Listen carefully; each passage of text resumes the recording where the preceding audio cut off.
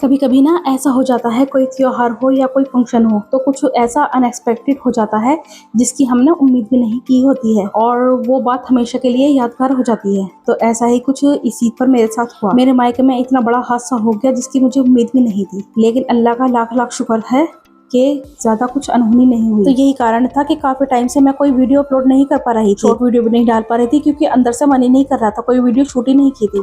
तो अस्सलाम वालेकुम एवरीवन, कैसे हैं आप सब? उम्मीद करती हूँ आप सब जहाँ भी होंगे खैरियत से होंगे और खुश होंगे। तो मैं भी बिल्कुल ठीक हूँ। तो ये व्लॉग मैं शूट कर रही हूँ चांद रात से। तो चांद रात में ना मेरा छोटा बेटा गिलहरी का बच्चा ले आया था, पता नहीं कहाँ से मिल गया था। उसे ना जानवरों से बहुत प्यार है, कभी तो चूजे ले आता है, कभी गिलहरी का बच्चा ले आता है, कभी बिल्ली ले आता है। तो मैंने उसे समझाती था बेटा किसी को कैद करके नहीं रखते हैं। फिर एक दिन रखने के बाद उसे छोड़ के आ गया था। तो यहाँ ना मैं कर रही थी सुबह की तैयारी, तो ड्राई फ्रूट्स काट रही थी क्योंकि सुबह में बहुत टाइम लग जाता है इन्हें काटने में। तो मैं रात में ही काट के रख देती हूँ सारे, जो भी मुझे चॉप करना रहता है या फिर जो भी मुझे तैयारी करनी रहती है तो मैं रात में ही कर देती हूँ। देखिए मैं आपको अपनी वॉल दिखा रही थी जिसे मैंने खुद सजाया है आर्टिफिशियल लीव से। और यहाँ मूवी देखते देखते मैं अपना काम भी कर रही थी। शाम के खाने से हम सब फारिग हो गए थे, किचन वगैरह क्लीन कर लिया था।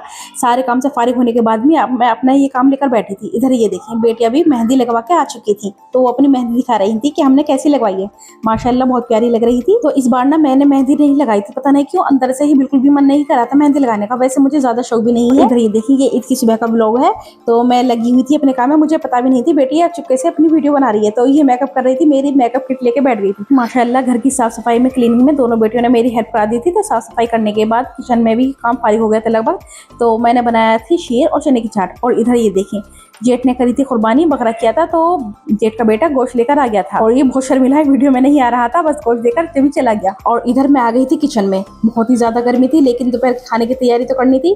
तो दोपहर के खाने में मैं बना रही थी आज कौरमा और बिरयानी। तो एक तरफ मैंने अखनी उबलने रख दी थी और एक तरफ मैंने कौरमा रख दिया था। और इधर तीनों बेटियां भी रेडी होकर अपनी फ्रेंड्स के साथ चली गई थी और ये भी बाहर घूम रहे थे। तो मैंने सोचा इतने में खाने की तैयारी कर लेती हूँ। तो यहाँ मैं प्रिपरेशन में लग गई थी। तो मैंने सारी तैयारी कर ली थी, जो भी मुझे कटिंग शॉपिंग करनी थी और सारे मसाले वगैरह सब मैंने निकाल कर रख लिए थे, आसानी हो ताकि ढूंढने न पड़े, बस जल्दी से मैं खाना तैयार कर लूंगी। तो इधर ना मैं खाने की तैयारी कर ही रही थी, कुछ गेस्ट वगैरह आ गए तो मैं उनके चक्कर में लग गई। अब बेटियां तो थी नहीं जो हेल्प करा देती, तो बस उनके चक्कर में मैंने कोई वीडियो शूट नहीं की। और इधर ही उनके जाने के बाद ना मुझे बहुत तेज गर्मी लगी थी। तो देखा फ्रीजर में रखी हुई थी आइसक्रीम, तो मैंने जल्दी से आइसक्रीम खाई, कुछ ठंडक सी मिली। और इधर बच्चे भी घूम के आ गए थे। तो ये देखिए गर्मी में कितना बुरा हाल हुआ है। तो ये मेरा बेटा है, तो हल्के से ही गर्मी की वजह से हल्का सा ही आउटफिट मैंने इसे पहनाया था। और इधर ये देखिए तीनों बेटियां भी घूम के आ गई थी, तो इनको भी मैंने बिल्कुल हल्का सा ही आउटफिट लेके आई थी क्योंकि गर्मी ना फ्रेंड्स इतनी ज्यादा थी ना। हैवी आउटफिट पिछली ईद पे भी बनाए थे ना, और पीछे शादी हुई थी मामू की, तो उसमें भी बहुत ज्यादा हैवी आउटफिट थे। तो बस हल्के से ये मैंने बनाए थे इस ईद पर। तो पहले मैंने इनसे बोला था कि वीडियो शूट करा लेना, जब तैयार हो जाओ तो तब जाना, लेकिन फिर मैं गेस्टों के चक्कर में लगी थी और ये फिर निकल गई थी। अभी आई हैं। और इधर ये देखें माशाल्लाह खाना भी बन चुका था। तो ये बनाया था मैंने कौरमा, बहुत ही ज्यादा टेस्टी बना था। मैं खाती नहीं हुई लेकिन मैंने चखा तो नहीं था, लेकिन आप देखकर ही अंदाजा लगा सकते हैं कितना ज्यादा टेस्टी लग रहा है देखने में। और इधर कर रही थी मैं खाने की तैयारी। तो दोपहर के खाने से फारिग होकर मैं थोड़ा आराम करने लगी थी और तभी मेरे पास आ गया था भैया का कॉल। तो उसने भेजी थी ये वीडियो। तो ये देखें आप देखकर ही अंदाजा लगा सकते हैं। तो घर में मेरे मायके में लग गई थी आग। जब उसने ये बताया तो नो समझिए मेरे पैरों तलके से जमीन ही खिसक गई। इतना ज्यादा रोना आया, मैं तो वहीं बैठ कर रोने लगी सब काम छोड़ के, और फौरन ही इनके साथ अपने मायके आ गई। और ये जो आप पूरा ढेर देख रहे हैं ना, ये जो ढेर लगा हुआ है, तो ये ऊपर थर्ड फ्लोर पर कमरे में रखा हुआ था माल। क्या आप जानते हैं मेरे भैया का है मेडिकल स्टोर खुद का, तो ये थर्ड फ्लोर पर सारा माल रखा हुआ था। इसमें बच्चों के जो डायपर होते हैं या बेबी वाइप्स होते हैं या पैड वगैरह होते हैं लेडीज के, सभी माल था। तो कोई बात नहीं, इसका दुख नहीं है, लेकिन अल्लाह का लाख लाख शुक्र है कि हमारे घर में से किसी को जान की हानि नहीं हुई, सिर्फ माल ही चला गया। और ये देखिए जिस कमरे में रखा हुआ था ना, सारा कमरा तहस नहस हो गया, शीशा वगैरह सब फूट गया और दरवाजे का तो इतना बुरा हाल हो गया, तार वगैरह सब जल गए। और सबसे दुख की तो बात है, कुर्बानी के लिए ये बकरा आया हुआ था, तो ये भी इसी कमरे में बांध रखा था हवा की वजह से, तो ये कमरा भी जल गया।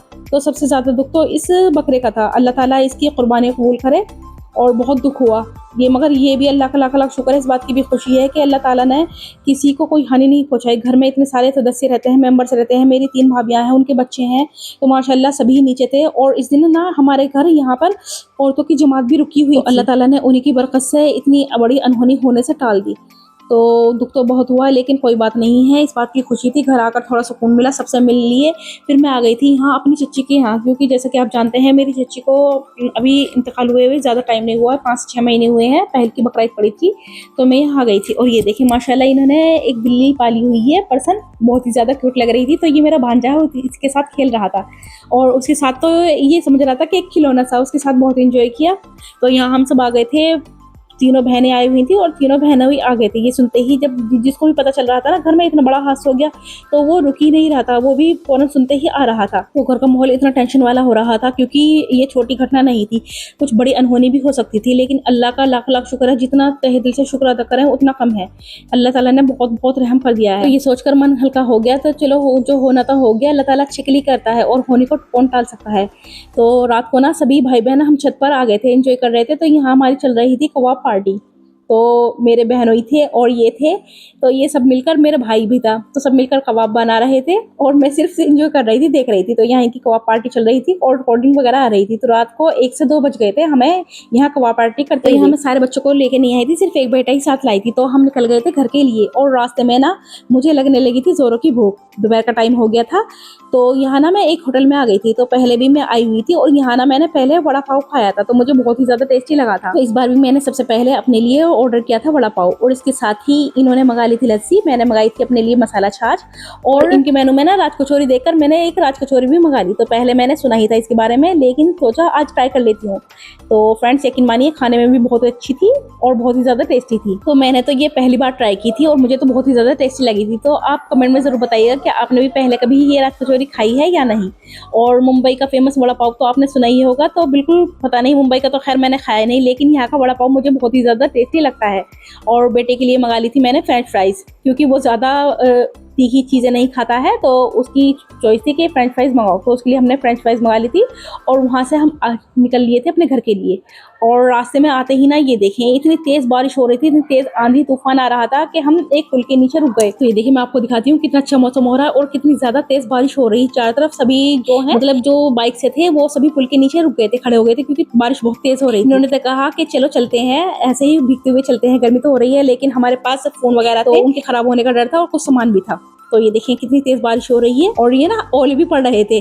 तो आपको वीडियो में दिख रहे नहीं होंगे, लेकिन छोटे छोटे ओले भी पड़ रहे थे। तो मौसम इतना अच्छा हो रहा था कि यहाँ से जाने का मन भी नहीं कर रहा था। और यहाँ हमें लगभग आधे से 1 घंटे खड़े हुए हो चुके थे, जब बारिश हल्की हो गई थी ना तभी हम घर के लिए निकले। तो आज के लिए इतना ही। अगर ब्लॉग पसंद आया हो तो प्लीज वीडियो को लाइक और चैनल को सब्सक्राइब जरूर कर दीजिएगा। मिलते हैं कल। अल्लाह हाफिज।